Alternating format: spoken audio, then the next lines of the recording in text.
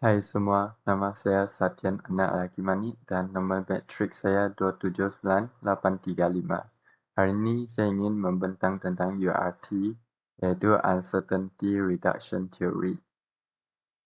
Saya akan membagikan pembentangan saya kepada 3 kandungan, yaitu dibangunkan oleh siapa, idea utama, dan penerangan. URT ini dibangunkan pada tahun 1975 oleh Carlos Berger dan Richard Calabres. URT juga adalah teori komunikasi daripada tradisi pasca positivis. Idea utamanya ialah terdapat keperluan untuk mendapatkan maklumat tentang orang lain melalui komunikasi untuk mengurangkan ketidakpastian demi dapat meramal dan menjelaskan tingkah laku individu tersebut dengan lebih baik. Menurut URT, mengatakan bahawa hubungan interpersonal adalah penuh dengan ketidakpastian dan cara penyelesaiannya ialah melalui komunikasi. Mengurangkan ketidakpastian adalah motivasi teras untuk komunikasi interpersonal. URT juga berasal daripada teori maklumat, teori disonan kognitif, dan teori atribusi. Ketidakpastian diterjemahkan daripada uncertainty dan secara umumnya mempunyai kesan dinamik. Ia mengesah individu mengubah status quo dengan mencari maklumat dan memperoleh pengetahuan untuk mencapai rasa kepastian psikologi.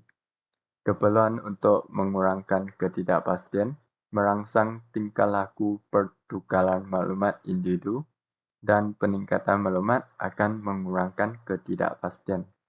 Apabila ketidakpastian muncul, individu harus mencari cara untuk mengurangkan ketidakpastian.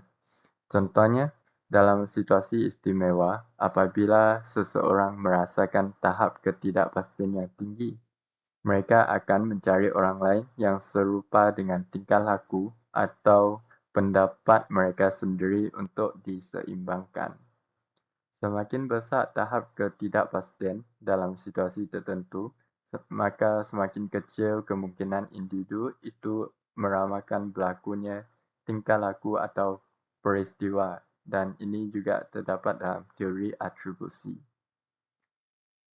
Terdapat 9 aksiom yang terkandung dalam URT, iaitu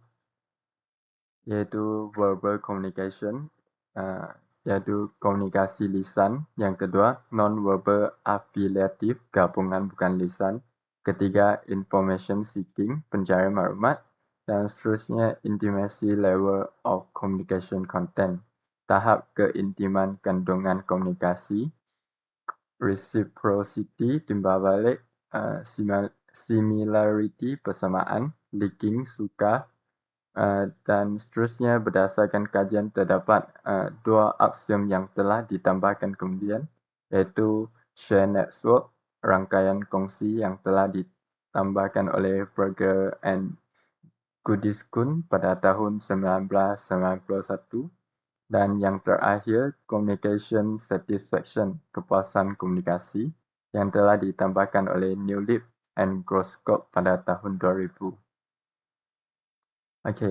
Ini adalah 7 aksiom dan hubungan sebagai teorem. Contohnya, kita ambil salah satu daripada gambar raja, iaitu komunikasi lisan. Yang pertama, komunikasi lisan secara positif berkaitan dengan gabungan bukan lisan, tahap keintiman, persamaan, dan kesukaran. Manakala ia dikaitkan secara negatif dengan pencarian maklumat dan timbal balik. Contohnya, dalam pertemuan awal, kedua-dua orang yang tidak dikenali dalam komunikasi cuba mendapatkan maklumat yang sepadan untuk digunakan untuk menentukan apa yang perlu dilakukan seterusnya. Pengumpulan maklumat biasanya disertai dengan pendedahan kendiri. Hubungan interpersonal dipertingkatkan dengan pendedahan kendiri dan perkongsian maklumat. Peningkatan ini juga tertaluk kepada banyak faktor. Individu mempunyai keupayaan untuk mewujudkan modal interaksi untuk mengurangkan ketidakpastian. Oleh itu, dalam teori ini mengatakan bahawa dengan mengurangkan ketidakpastian boleh menggalakkan perkembangan hubungan interpersonal. Sekian saja daripada pembentangan saya. Terima kasih.